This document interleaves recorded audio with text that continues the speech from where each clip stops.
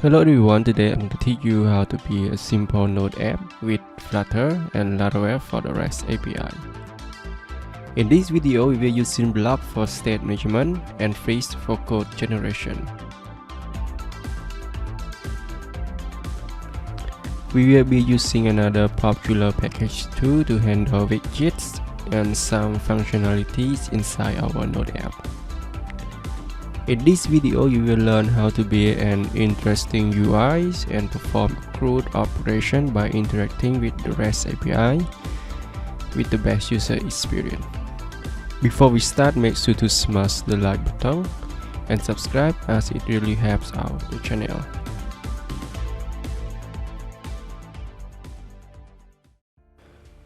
These are dependencies I use, making sure to use the same version to avoid any problems in the future if you are following along the videos. Let's copy and paste these dependencies into pubspec.yaml file and some package in the dependencies. After that, open the terminal and run flutter pub-get to download all dependencies that we just provided. After that, let's clean up our main files and replace it with these properties. The title should be Node App and our theme should be blue like our UI design. For the dark theme, I will use the default dark theme that Flutter provided. First, let's create a screen folder. Each parent folder will have an index file which is commonly used in JavaScript, but in Flutter I will use the same name as the parent folder. This file is used to export all classes that you need to use. The advantage of this approach is to avoid importing many files and it looks cleaner. Let's create two screens, one is home screen and another is add node screen. Each screen will have a static variable route name to which is a string to easier to register the name route in our main file. This is how we register name route in Flutter by providing a map which has a key is a string and value is a function that returns back the widget. The first thing that I usually work on is model. Let's create a folder named models. Since we use Freeze, you should install a VS Code extension, Freeze, to generate a code template for you.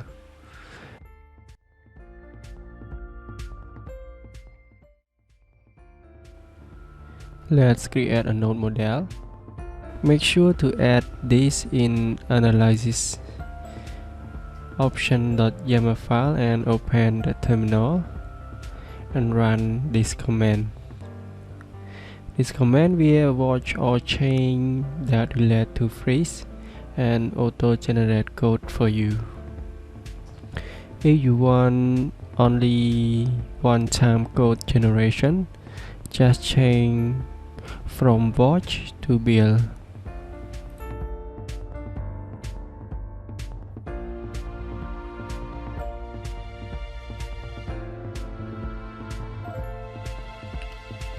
Our nodes model we have a titles, content, created at, and colors.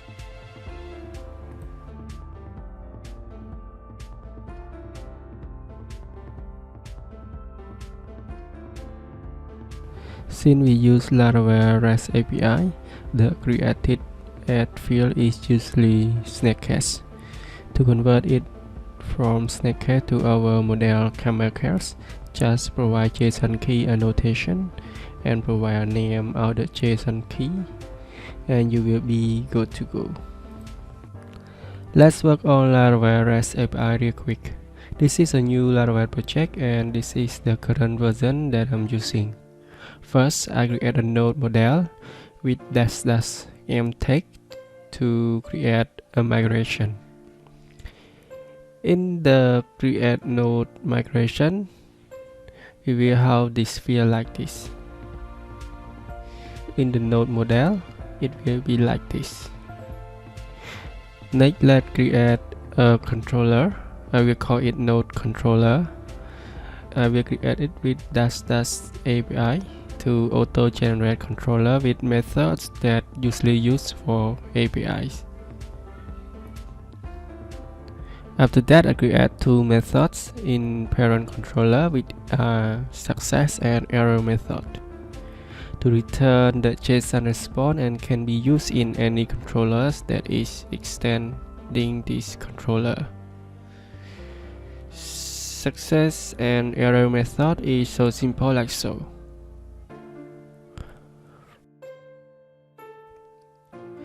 In node controller, for request, I use form request to do the validation. Node request will require page and page size. Page is for current page and page size is the item count that you are requesting per page. Query as pagination in Laravel is very simple. I'm using simple pagination and order by descending. In here I use get collection method from the queries in underneath other property beside the third property.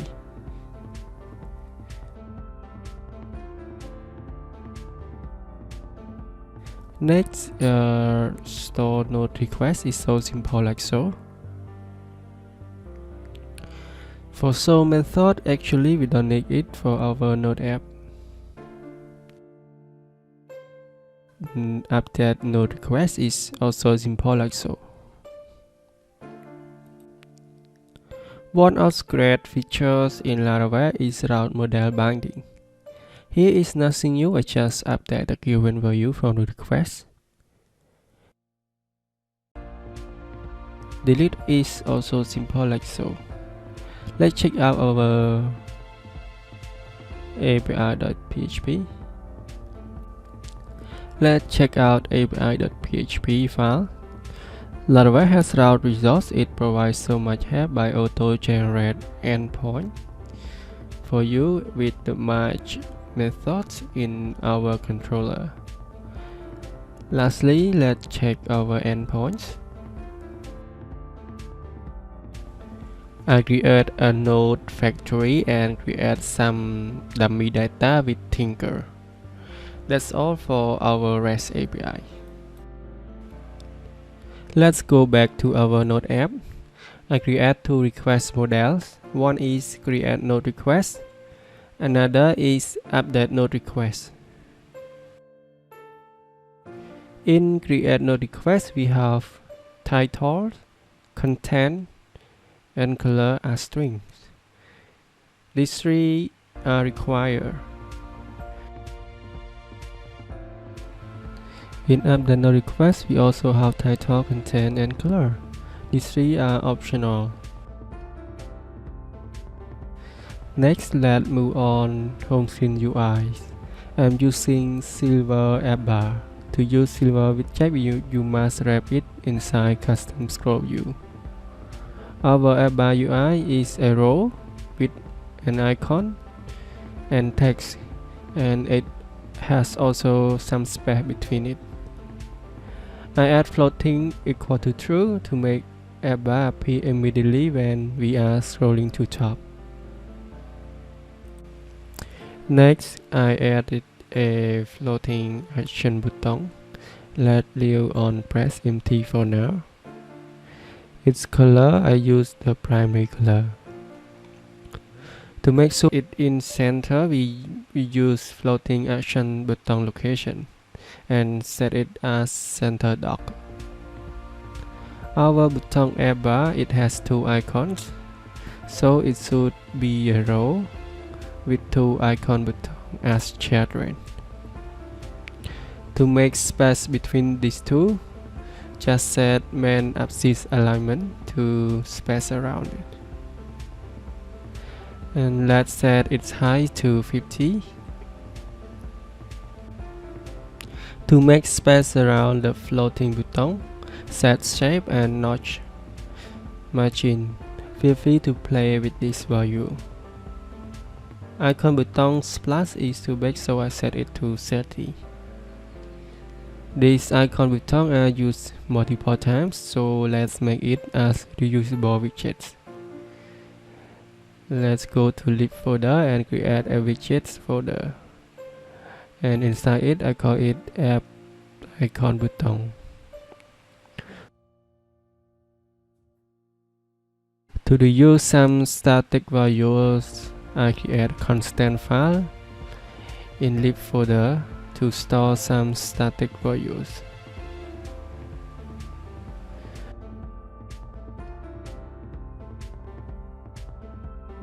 Let's change those icon button to our reusable icon button we just created.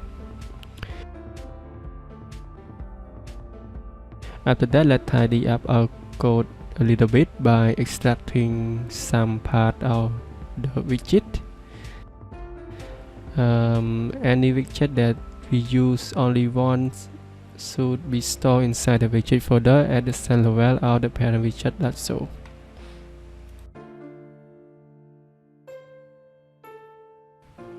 Next, let's work on our grid list. We use silver grid widget. In delegate, we use silver char builder delegates.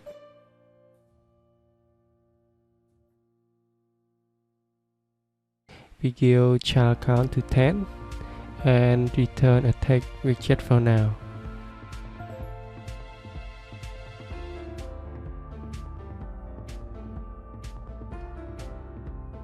For grid delegate, we have 2 items in row. You can set spacing with these 2 options. For child aspect ratio is a responsive size calculated by width and height of the item. After that, we add some spacing to our grid list with silver padding. Our grid item here is a container with a color. Each child is a column with the first child is the expanded widget to make it take up all available space.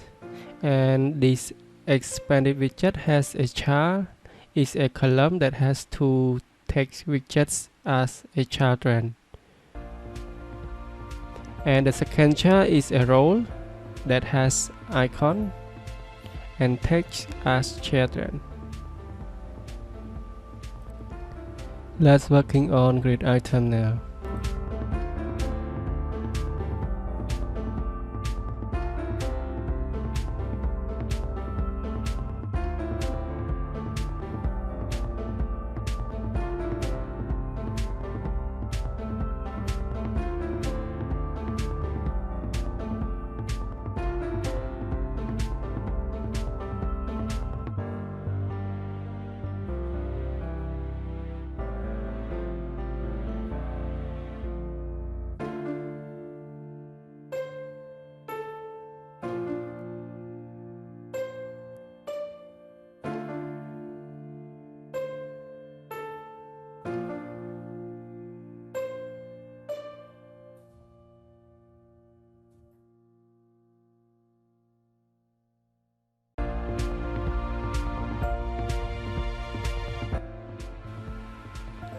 Each item has a shadow, so let's wrap it inside card widget. And each item can be pressed, so let's wrap it inside gesture detector too. After that, let's clean up our code a bit.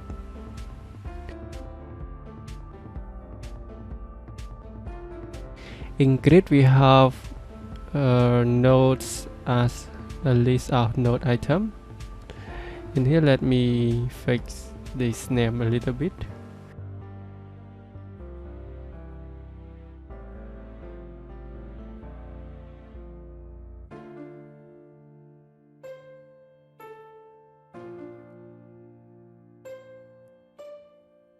Don't forget to clean up some code to make it look cleaner after you finish.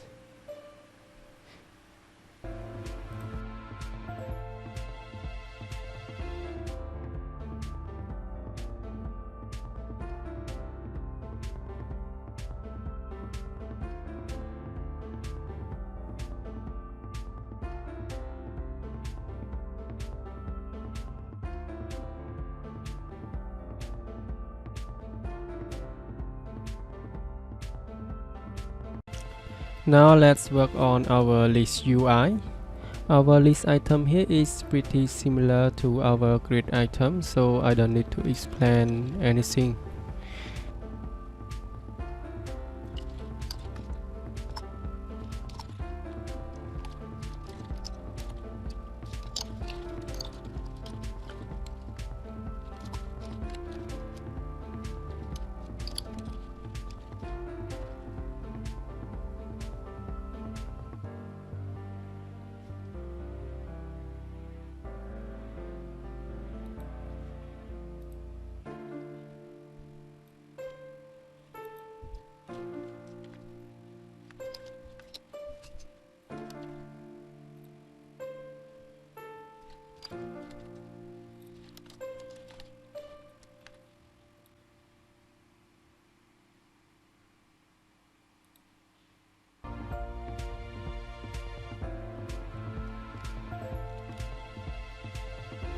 Our list item is able to swipe to delete, so let's wrap it inside the dismissible widget.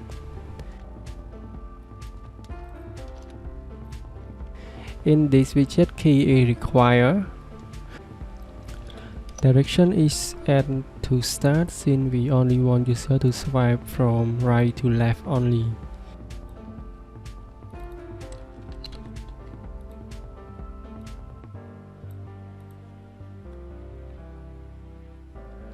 Next, give a background as a widget that containing delete icon to display when user is swiping to delete.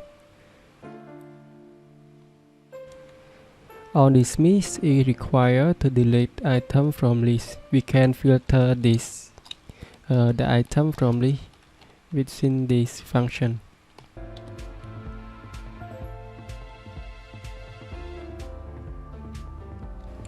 Confirm dismiss is an async action function that returns a boolean, so we need to display a confirmation. So let's create a alert dialog. Let's create a util folder inside the lib folder, and then create a file called dialogs.dat and add a confirmation function. Now let's use this so confirmation function inside our dismissible widget.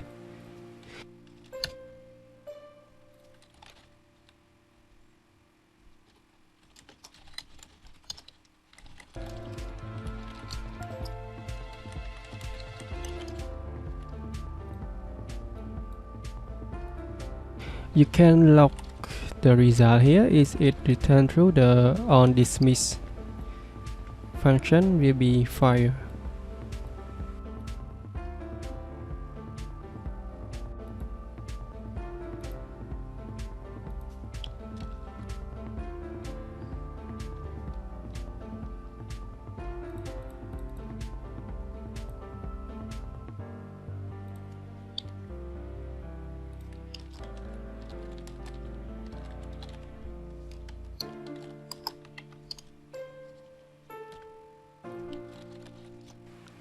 After that, let's clean up our code a little bit.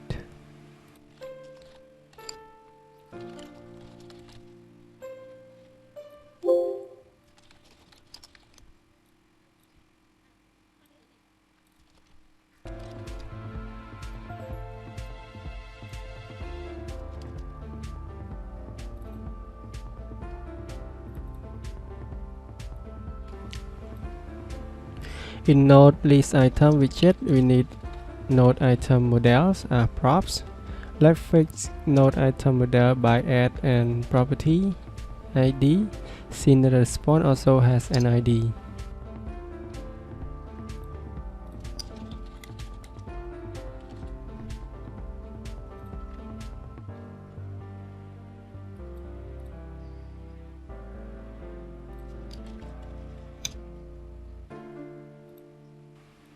And then try to replace those static values like title, content with our node item property to display real data from our database.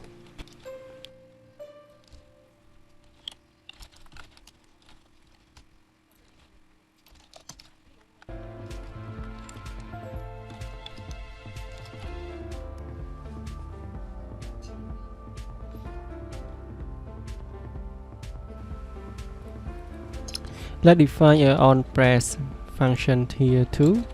It takes a node item model as a parameter.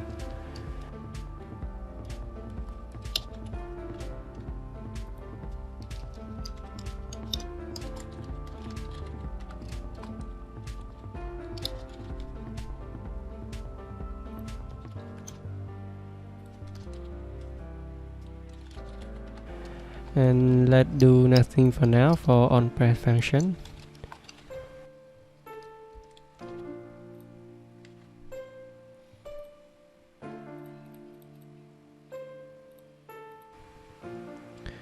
For now, I set an empty list for now.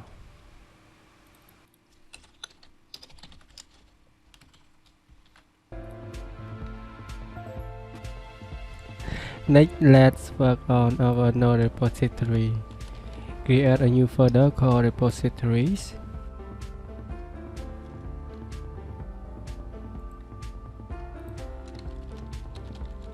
In repositories folder, I create a folder called core. Other people may use another name like common. This folder is to store any reusable class or function or constant. Let's add another folder called node. In this node folder, I create two files. One is base node repository and another is node repository. In core folder, I create a endpoint class to store our endpoint constant.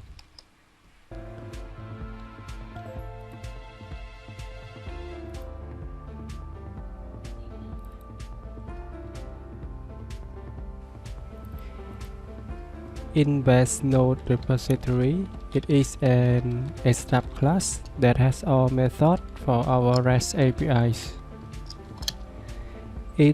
Each method returns a AppResponse class with data that has a generic type.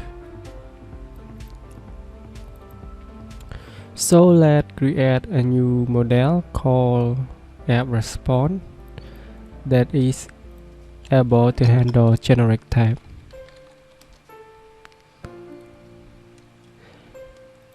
In here, somehow I can use freeze to actuate with generic type. That's why I use only JSON serialized with equalable.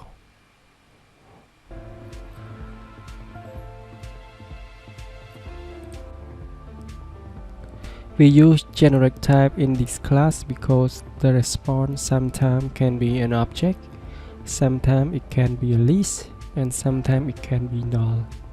So we need a class that has ability to convert the data from JSON or to JSON or to another class type.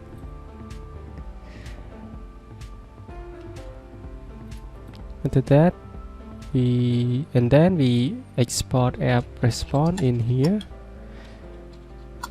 Now our base node repository is good to go. Next, open node repository. Create a class called node repository that extends node base node repository. Now we can use the override method here. Now we can just implement those override methods. In node repository, we need a HTTP client. In our case, we use DO.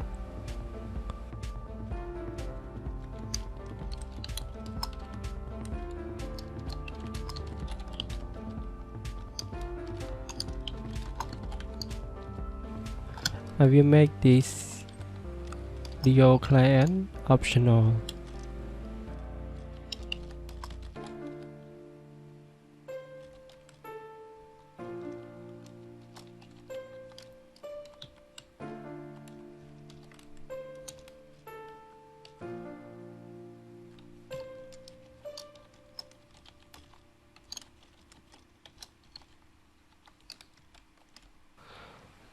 Let's create a custom DO client. We create in util folder, add a new folder called DO client.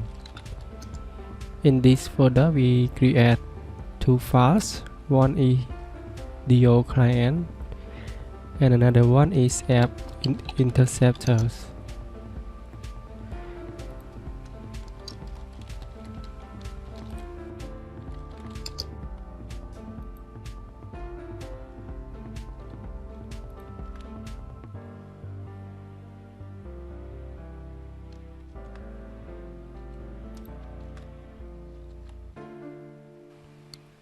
Let's add a REST API endpoint constant first.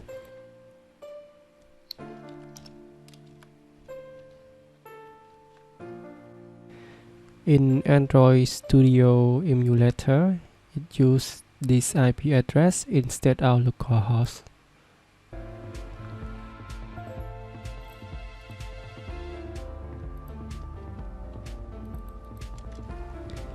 In the class, we use a singleton pattern to ensure that our class only has one instance, instead of create a new instance every time it initializes.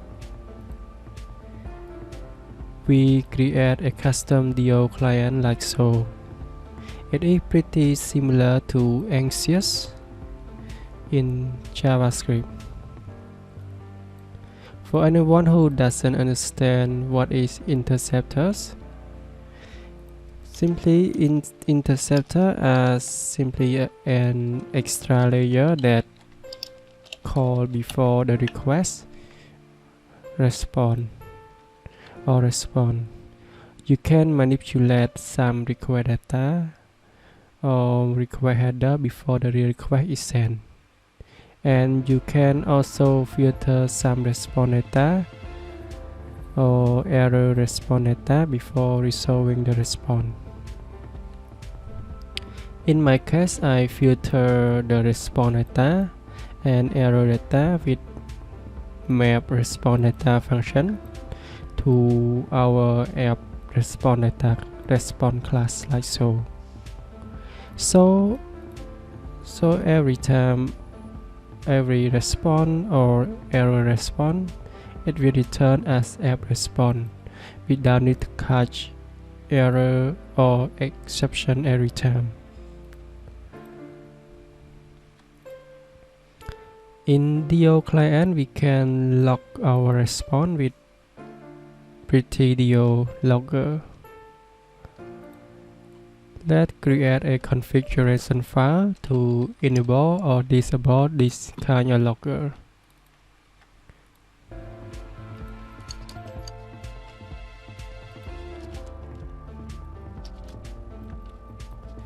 Let's go back to our node repository. Let's replace the default DO here to our custom DO that we just created.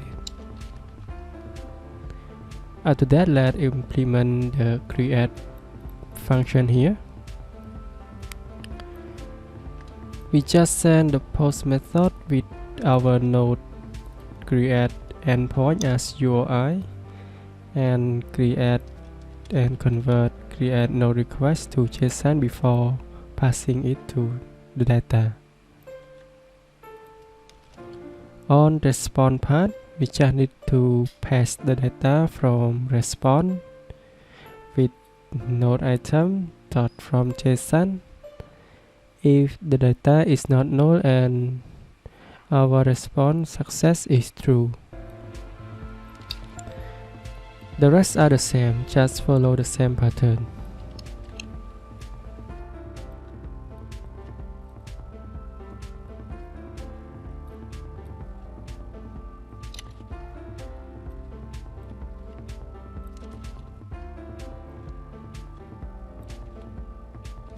Next, let's go to main file and use repository provider and register our node repository there. If you have multiple repositories, you can use multiple repository providers.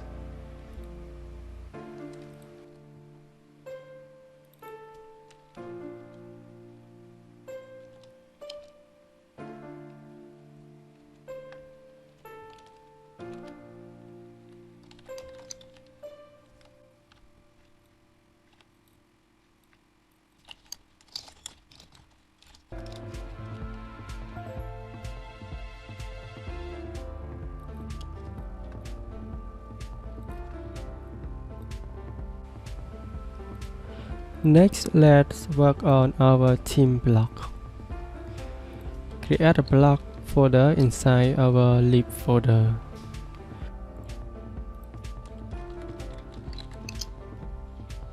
Let's create a block called app theme.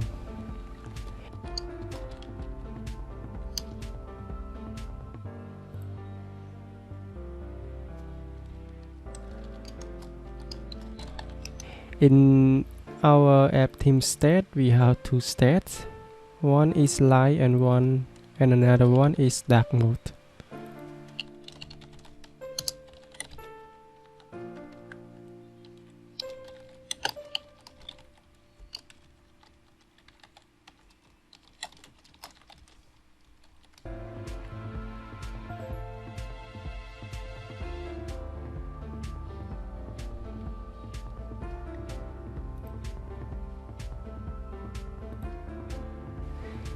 And our app theme event, we have a theme mode change event to toggle dark and light modes.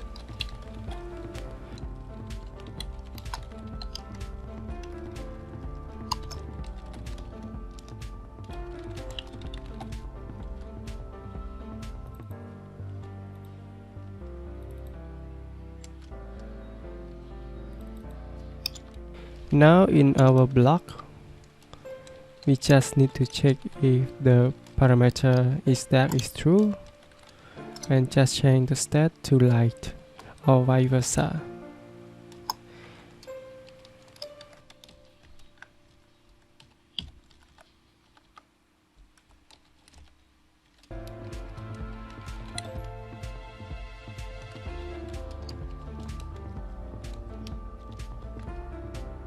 Now we finish our app theme block. Let's register it inside our main.dark file. We're gonna have depot block, so I use small depot block provider and register it like so.